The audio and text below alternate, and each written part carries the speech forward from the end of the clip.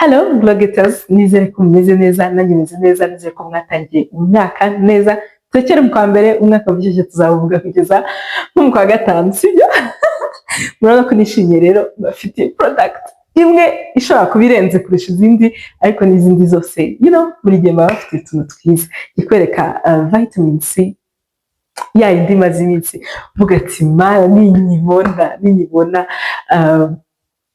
nyine nzayibabwira kuko ni nziza bihagije, ariko nyine ndareka n'izindi products nsanzwe nisiga Tieto cream na ya sunscreen narayiberetse murayikunda. Ubwo rero murajya kurangiza iyi video mwamenye ibyiza by'aya mavuta kandi wamenye niba uruhu rwawe rujyanye nayo ku buryo waba wayakoresha. So please stay tuned kandi mukore subscribe niba utarakora subscribe. Iyi vitamin C ni vitamin C abantu benshi cyane kuri internet bavuga Goodal, itwa Goodal.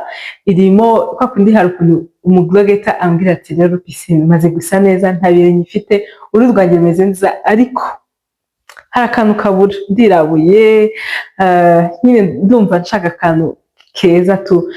Nsanzwe ngira vitamin C, urabizi, ngira C23, ngira C13 za Cosrx, ngira ya Glow Serum ya Samba vitamin C, ariko kwa nashaka vitamin C iri strong, ya indi nyine uvuga ati mama yake ninyisiga nzahita nsa neza.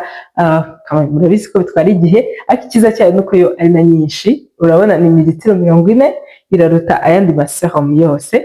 Ikiza cyayo rero irimo alpha arbutin, ni kuvuga ngo vitamin C y'ubwayo isanzwe ikesha, ariko alpha arbutin noneho yo irakesha cyane. Donc ni melanin inhibitor, ariko ntabwo ari hydroquinone. Irimo alpha arbutin, irimo centella asiatica, kugira ngo abantu bafite uruhu ruri sensitive rutagira ikibazo. Irimo niacinamide, irimo tranexamic acid, nyine irimo ibintu byose bifasha uruhu gucya.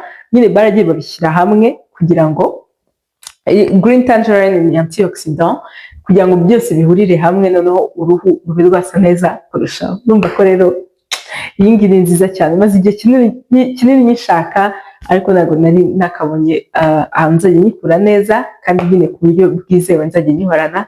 So now it's here. Murabizi rero ko iyo wisiga vitamin C ugomba kwisiga sunscreen.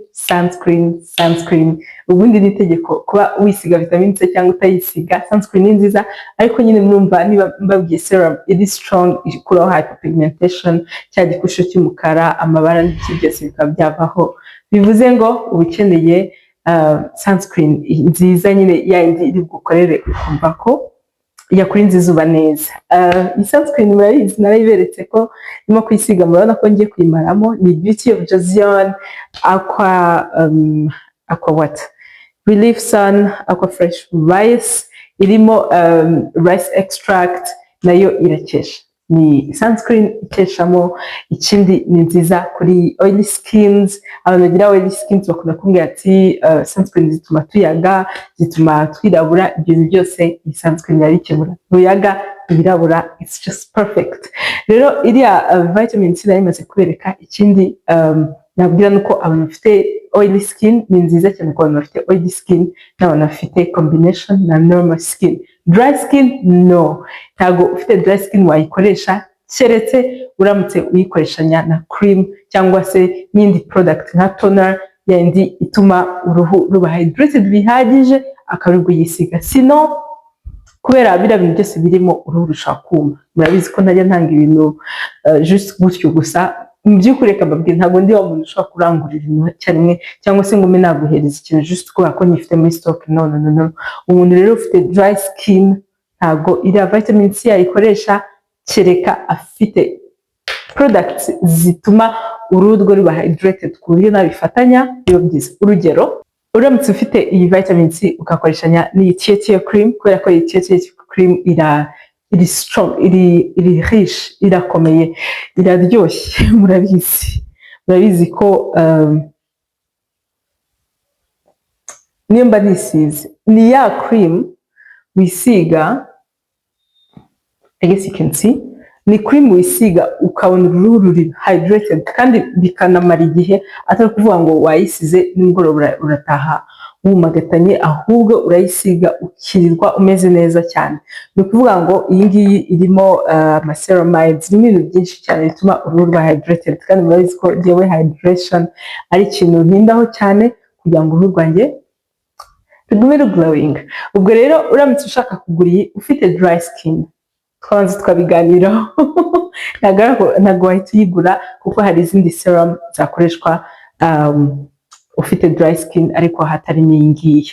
Bisaba kuba ufite nibura cream iri rich, ariko nabwo byaba byiza ukaba ufite na toner, na za toner zirimo hyaluronic acid, toner nka toner ya Tier, nyine za toner wisiga ikaguhydratinga, ukagira nyine kushe ihagije ya hydration kugira ngo ubashe gukoresha iyi, sino ishobora kukwiritatinga ukaba wakokerwa, kandi si byiza. Urumva ko ntabwo nayigukonseya, ariko ku muntu ufite normal oily combination skin ushaka kugira agaskin gakeye, here it is.